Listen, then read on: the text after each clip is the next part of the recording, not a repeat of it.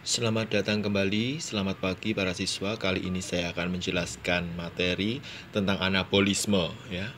Seperti kita ketahui bahwa metabolisme kan ada katabolisme dan anabolisme. Nah, anabolisme ini kalau kemarin katabolisme itu pemecahan, kalau ini pembentukan molekul kecil menjadi molekul yang lebih besar. Contohnya anabolisme yang saat ini saya bahas itu adalah di fotosintesis atau pada tumbuhan ya. Sebenarnya anabolisme bisa dari glukosa dan sebagainya, tapi khusus ini adalah fotosintesis. Kita ketahui bahwa tumbuhan ada organ yang namanya daun ya kan, atau folium ya kan. Nah, di dalam daun ada jaringan-jaringan. Organ daun itu terdiri dari jaringan-jaringan. Ada jaringan epidermis yang A ini ya kan, untuk melindungi jaringan di bawahnya. Yang B adalah jaringan parenkim jenis palisade atau tiang, ada klorofilnya, dan jaringan spons atau bunga karang ya.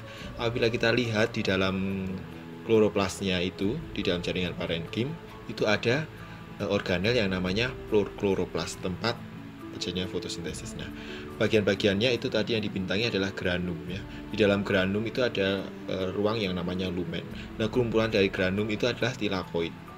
Nah, tempat ini tempat terjadinya reaksi terang ya, di tilakoid atau grana ini ya. Kemudian ada cairan di dalam kloroplas yang kita sebut dengan stroma ya. Ini tempat terjadinya reaksi gelap. Jadi fotosintesis itu ada dua reaksi terang dan gelap. Kemudian ada membran dalam dan membran luar. Pada kloroplas juga ditemukan DNA. Tapi ojo bingungan dan gumunan. Jangan bingung dan terkejut jika gambarnya seperti ini, ya kan? Nah, itu. Nah, kalau kita gambar skemanya secara umum kloroplas itu kita waktu SD pernah belajar H2O ditambah CO2 dengan bantuan cahaya matahari dan klorofil ya kan, akan menghasilkan oksigen dan glukosa ya kan. Maka tumbuhan itu menghasilkan oksigen dan glukosa atau amilum. Itu prosesnya seperti ini kasarannya. Tapi kita telaah bersama mari. Jadi ini gambaran kasarnya. Jadi ini di granum itu tempat terjadinya reaksi terang, sedangkan di stroma atau cairan kloroplas tempat terjadi reaksi gelap. Kita ketahui bahwa fotosintesis butuh cahaya ya kan, kemudian butuh air H2O ya kan. Di dalam granum itu ada pigmen yang namanya klorofil. Jadi cahaya mengenai pigmen klorofil itu ada kemampuan dari granum untuk memecah H2O menjadi oksigen.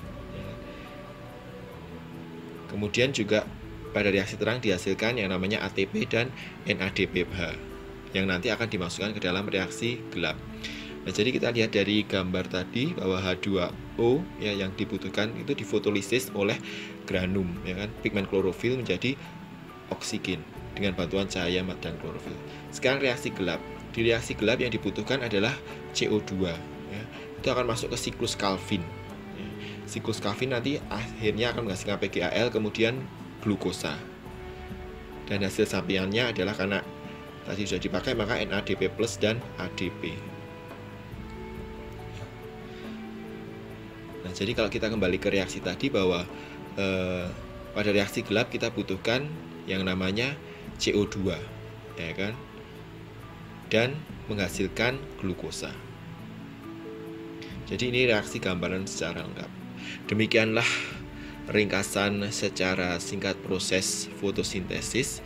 Kiranya bisa membantu pemahaman konsep utama. Semoga bermanfaat. Tuhan memberkati. Berkah dalam.